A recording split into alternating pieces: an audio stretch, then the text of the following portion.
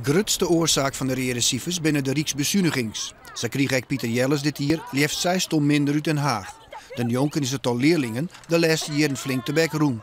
Het minder imago terug de bestuurscrisis in 2008 en de minder beoordelings van de onderwijsinspectie had grote gevolgen gehad.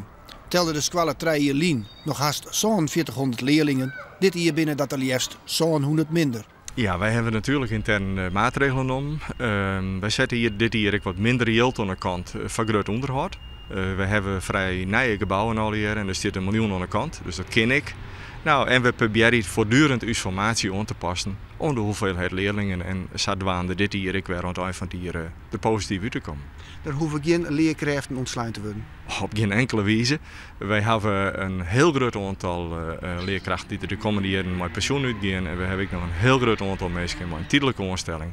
Nee, dat is op geen enkele wijze is dat onderwaarder. Maar het tijdelijke te keren van Pieter Jelles. De squalprestaties binnen weer op niveau en van takken meer wordt boven dat we een toename van 200 leerlingen verwachten. We hebben in 1 jaar tijd gezien dat we uw zeer zwakke opleidingen weer uit dat kader krijgen kunnen. Dat is een geweldige slag geweest. We hebben mooi de schouders eronder zetten. Ja, we zien dit hier een explosie als het gaat om de nieuwe instroom.